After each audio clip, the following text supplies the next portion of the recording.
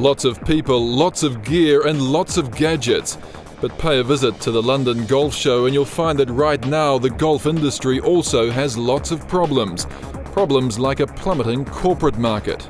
I can give a ballpark figure across UK and Ireland in terms of corporate, and you're talking at least 50% down in that particular market. As for equipment, the fact that American company Callaway's profits plunged 83% for the first quarter this year gives you some idea of how retail sales are going. I'm working with golf pros on site, on golf clubs, day in, day out, and the reality is that the figures are not good for this year. They didn't have great aspirations, they weren't great expectations for the figures, but no, they're not good. So these are indeed tricky times for the golf industry.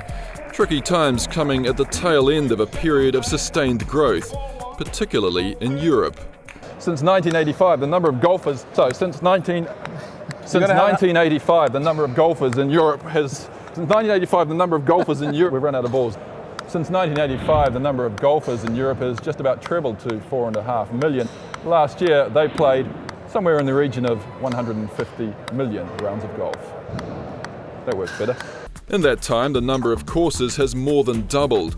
A third of those courses are in Great Britain and Ireland. But despite the growth in golfer numbers, this key market may now be reaching a point of oversupply. And we are seeing golf resorts in Ireland, unfortunately, on their last legs, a number of them, or have actually closed. I think too many high-end golf courses. I would love to see the golf courses there maybe at lower price points so that we can get this volume starting. Meanwhile, the signs from golf's biggest and most mature market, the United States, which Western Europe in particular could well be expected to follow, aren't promising. For the second time in 40 years, we actually had a net loss of the number of golf courses in the United States. Some of the largest developers in the state of Florida have filed bankruptcy. Golf courses are closing. I predict by the end of the year there'll be 25 golf courses closed in the state of Florida. Another problem is the real estate market. In Europe today, around 40% of new course construction is attached to a resort or real estate community. And real estate is actually the single biggest earner for the golf industry itself. If you set up a classic golf resort, it's based on property. For an owner, you're an owner, you buy a plot of land or you have a plot of land, you build your houses, you build your hotel and your golf course. The houses wipe the debt. In Europe, a course alone can cost over 5 million euros to build. That's up 20% in the last 5 years, so a global real estate slump certainly hasn't helped matters. At La Manga Club we have over 2,600 apartments and villas on the site at the moment, with quite a few more to sell and to develop. Sure, the business really stopped up until the end of last year. Globally, golf is seeing strong growth thanks to emerging markets like China, where the number of courses has doubled to around 300 since 2000.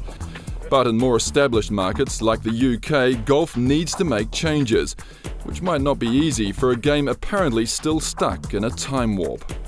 Surely it's not the case these days where a woman can walk into a golf clubhouse and feel uncomfortable. Oh, when did you last walk into an English golf club, one of the traditional ones? Is it still very much a white middle-class man's game? Absolutely. No doubt. Not changing? Not at all.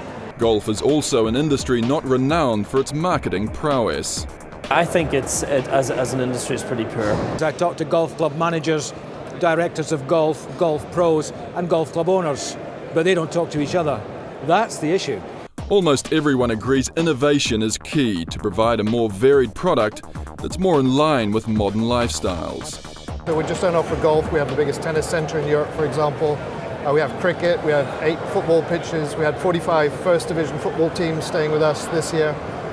So you have to look for variety and reinvent your product all the time. I know that there's some course designers are looking at 18 holes, but after 6 you're back at the clubhouse, after 12 you're back at the clubhouse, after 18 you're back at the clubhouse. Davis Love just designed a course in the state of Florida, which is a 6-hole golf course.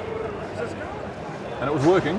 It's working very well. So today the real trick is creativity, because if that's lacking, surviving a tough economy could prove something of a long shot.